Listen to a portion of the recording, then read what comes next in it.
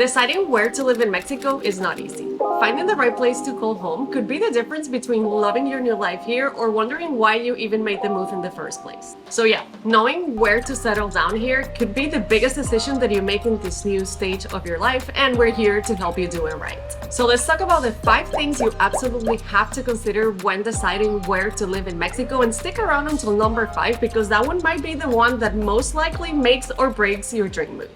All right, so let's be real for a second. What you want is not to just move to Mexico. This decision is a lot more than just checking a box. What you want to do is come here and really thrive in your new life. And to do that, one of the important things to consider is the climate and setting of the place that you're ultimately going to move to.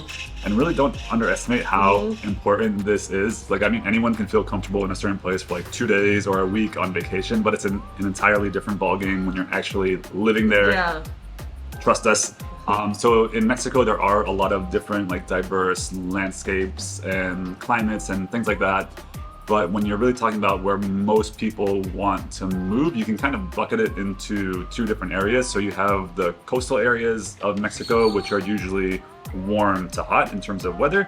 And then you have the central mountainous areas, which are usually cool to warm in terms of weather. Are there exceptions to the statement that I just made? Yes, there absolutely are. Mexico is a huge country, but in general, you'll kind of find that places do fall into one of those 2 buckets. And within those 2 buckets, you typically have larger cities and then small to medium-sized towns. So for fun, let's put that in the list for you. So for warmer or hot beach destinations, you have Playa del Carmen, Puerto Vallarta, Mazatlan, Akumal, Puerto Escondido, and Huatulco. And with the cooler to warm temperate climates in the mountains, you have the famous San Miguel de Allende, Ajijic or Ajijic, still not sure how to pronounce that correctly, Guanajuato City, Mexico City, Puebla, and Morelia. All right, so now you guys have some city names or town names that you can start thinking about when considering where to move to Mexico. Just please keep in mind that that is not like an exhaustive list of places to move in Mexico. This is a very big country, and there are many, many more places to consider. But even a further addition to the topic of climate and setting, there's another kind of factor that you have to think about. Yeah, so let's say, imagine that you were drawn to a small mountain town with nice climate all year, like San Miguel or Guanajuato. You also have to think that these places are 1, in high altitude, and 2, they have cobblestone streets, and 3, they are steep. So running errands every day, like getting groceries, going to the corner to get your tortillas for the week, it turns into a workout. We have been in these places and it is exhausting. So this is, I think, something that you especially have to consider if you have mobility issues. But another example is we're here in Merida by choice, like we love it here so much, but this city also gets hot, like 100 degrees or something like that, like during March and April. Again, we're okay with that. However, if you don't like hot weather, you do have to kind of like think about that in a yearly basis almost, right? Exactly. Not just because you visited Merida, you know, like in December one time, it was like, oh, it's great. It's like, it's hot. So you do have to think about all those things. Exactly. So let's kind of summarize this with 3 tips that you have to think about when considering where to move in Mexico. So number 1 is exactly that climate, and think about what climate makes you like happy and energetic. So specifically for you. Yeah. Number 2, also think about things like altitude and walkability and even like access to climate control in your potential home. Yeah. So whether that's heat or AC. And number 3, you really need to visit places before you kind of commit to one, and also visit in different seasons, because Mexico has different seasons than the rest of North America, so the US and Canada. Yeah. So don't just, what I might have said, don't come in December, like this is paradise. No, it changes like in April, and then you might be melting and everything changes. So really think about what are kind of like the non-negotiables for you.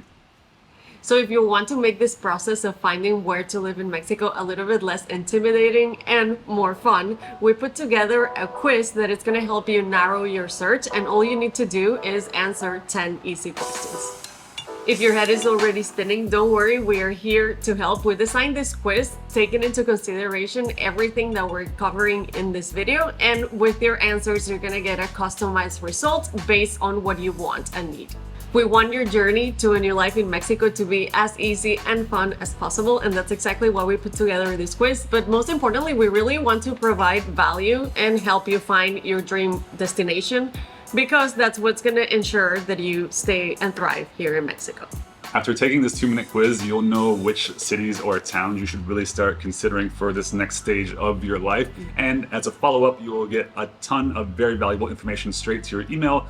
Things like the price of real estate in the different cities that you should be considering, also the lifestyle in each individual place, and also the vibe. And even we'll link the expat Facebook group. So if you do have any questions or want to get further information, you can find that right there. You can find the link to the quiz in the video description and also in the first pinned comment below. So take 2 minutes after watching this video and find out where in Mexico your heart belongs.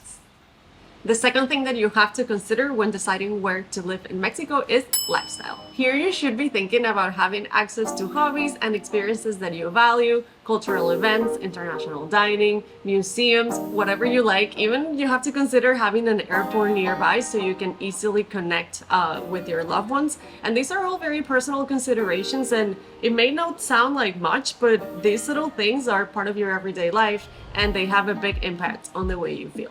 So let's give you a couple of examples of how to think about this. Let's say that you love cooking and that is a big part of who you are, and you love creating amazing international recipes from all over the world like I do. Well, not everywhere in Mexico is going to have access to the grocery stores where you can get all these ingredients. So what I like to do is that I just embrace Mexican cuisine basically, and then that could also be super fun. But if you really thrive entertaining and just making all these crazy recipes, and that is a big part of who you are, then you know you have to think about where you're gonna go, because you don't have access to those ingredients everywhere. And picture this, imagine that you become like a pickleball fanatic and you're really looking for a crew to play pickleball at least one time a week. Well, not yet. Not everywhere in Mexico has access to things like pickleball. Yeah. And that sounds super insignificant, but really it is not at all. If that's something that makes you happy and it's something that you want to incorporate in your Mexican dream life, then you really have to pay attention and do some research whether or not the place that you're interested in has those things that just like the things that you like, make you happy every single day. Yeah. So to wrap up lifestyle, here are 3 essential tips to think about. So number 1, what we really recommend you do is just kind of create like a checklist of all the elements that would make you happy. And really, I want to reiterate that nothing is too silly or insignificant. Yeah. And number 2, do some research and again, figure out if the places that you're interested in kind of are able to deliver on these things that will fulfill you in your new life down here. And number 3, expat Facebook groups are a great resource to kind of figure out whether or not things that you're interested in are available in the cities or towns that you're looking at. And remember that we provide all the most active expat Facebook groups after you get your quiz results. Next up at number 3, we have community and language. Hey guys, we look different. Our microphone crapped out on us in the first session, and now it's a new day and we are dressed in new clothes. So we're refilming community and language. Right. So for this one, what you guys want to do is kind of think where you want to be on a spectrum of being able to get around with English more easily and being able to connect with an expat community where you can communicate in your language of choice, or being on the other side of that spectrum where it's really a more Mexican experience where you might want to learn Spanish, make Mexican friends, and just have a different authentic life here. It is up to you, obviously, because it's your life.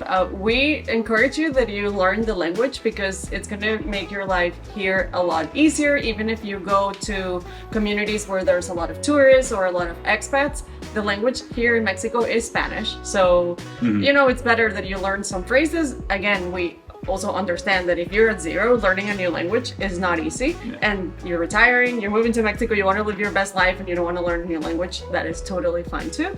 Yeah, so one thing to think about too, if you haven't spent a lot of time here in Mexico, the reality of how it is in different cities varies a lot in terms of how far you can get with English, but what kind of changes whether or not you can get around with English is just like how tourist and expat centric a particular town or city is. So on like the English speaking side, you have very expat focused communities like the famous San Miguel de Allende and Ajijic, and also to a certain extent Puerto Vallarta.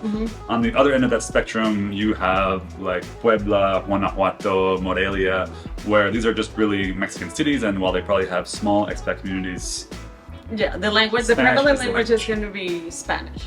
So one little exception to that rule, when you're talking about Puerto Vallarta or even Playa del Carmen, which is more touristy and expat focused, they're still reasonably big cities. So if you live on the outskirts or depending where you are in town, like Spanish is still the language, you know. Yeah. So the locals might speak a little bit better English than in other places, but you know, you'll still be in a very Mexican So environment. like our point with that is that there are places where you can have like the best of both worlds, and that's also like a good thing. Yeah. If you want to learn Spanish, even a few phrases just to like get started, just to make your move here down like more fun, there is a website called italki where you can get one-on-one lessons with the locals. So you can get lessons like in video lessons with a person from Mexico, and you can learn the local phrases. You can maybe pick up a Mexican accent, and it's super fun. We're gonna link it in the description so you guys can check it out. And I think there's also a promo code. I think I'll put it here if it is, but check it out.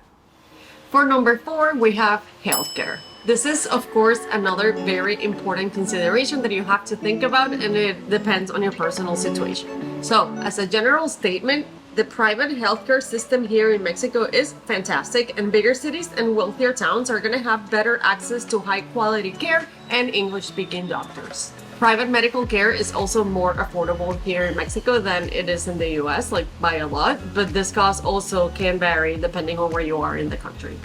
So because we're loving the examples here, let's just say that you're kind of picturing yourself in a quiet beach town with a decent sized expat community, and the name Cozumel just kind of sticks in your mind. One of our favorites. One of our favorite towns.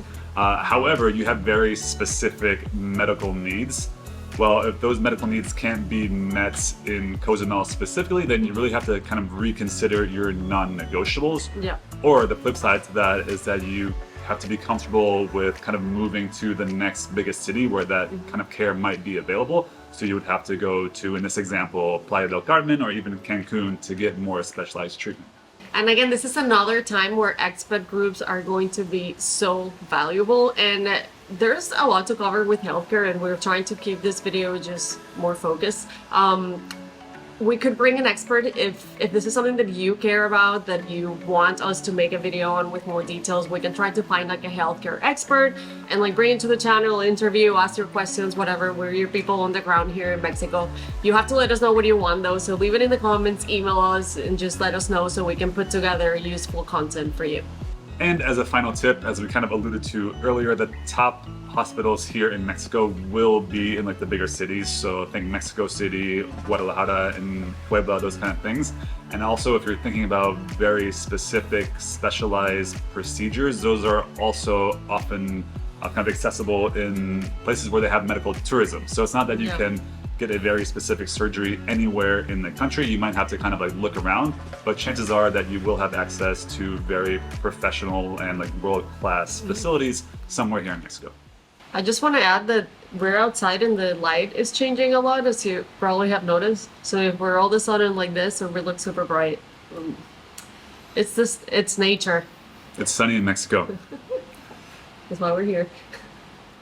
And last but not least, we have number 5, which is cost of living, but we're mostly going to focus on cost of housing. So after you've identified the non-negotiables and like your ideal life here in Mexico, think about like all the things that we already covered in the video, like climate, expat communities, language, lifestyle, healthcare, all that stuff. The last and arguably the most decisive factor in your decision is going to be how much is your monthly budget, basically. We're mostly going to cover the cost of housing, but we do have some amounts like for the rest of the costs based on our experience, so here they are. Food, utilities, Wi-Fi, private health insurance, transportation, and miscellaneous. This averages to about $1,100 a month for 2 people, but you do have to keep in mind that this is just a reference number and this amount can vary vastly based on your lifestyle and the exchange rates. So take that amount as a general reference, and now let's talk about housing. So again, we want to look at your housing options kind of through the lens of the other non-negotiables that we already kind of discussed in terms of lifestyle, community, etc.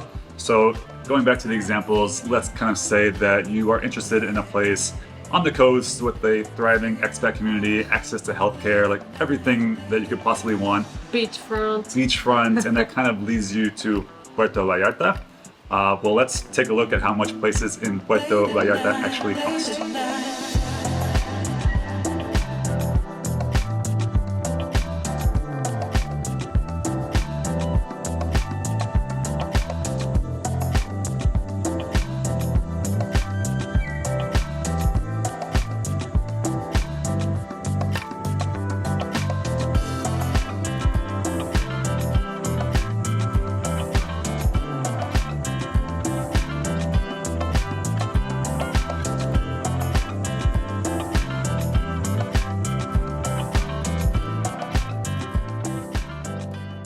So if you can afford something like this, that's absolutely perfect. If it kind of seems like a steep amount to pay, then obviously you have to go back and reassess your non-negotiables. Like, what are your true non-negotiables? Do you really need like a thriving, massive expat community?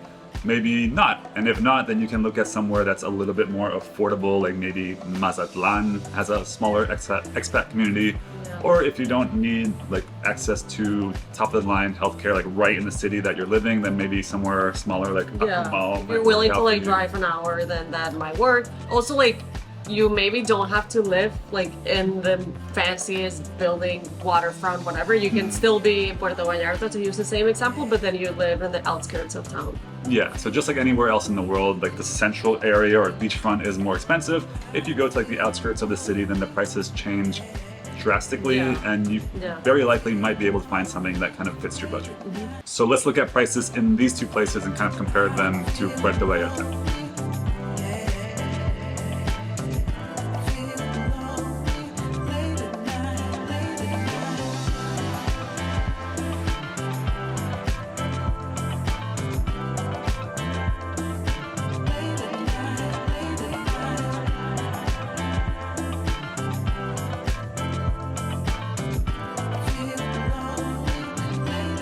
What are your non-negotiables? So as we were just kind of talking about, none of this can really be considered in a vacuum. So you have to look at the different elements that you kind of picture for your dream life in Mexico and really prioritize them. Because again, this is probably the biggest step of your journey, is like finding out where to live in Mexico. It will basically determine like if you stay or you go back home.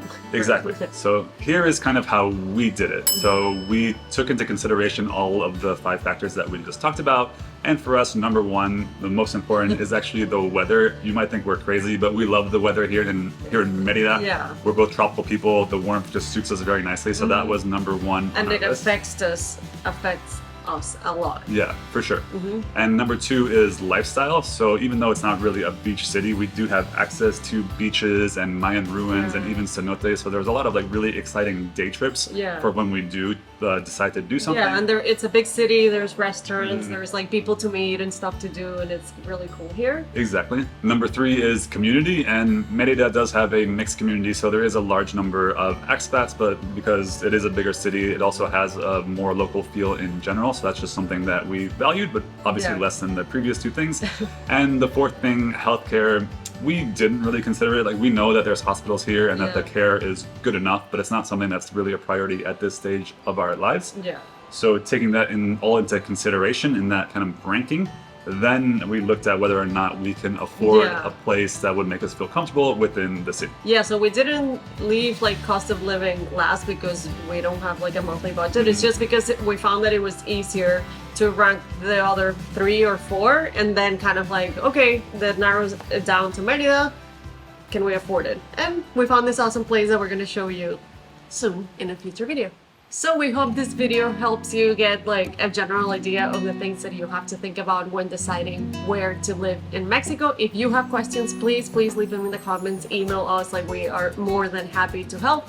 Also remember that the quiz is going to make your process of deciding a lot easier. It's going to narrow it down to just a few options, and we'll send you a bunch of tips that you are going to care about because they're going to be related to your possible future home. So that's kind of cool. Thank you for watching. If you want to watch other Mexico videos, I'm going to leave one here and you can see how much it costs to live in another city in Mexico. Thanks for watching. Bye. Viva Mexico!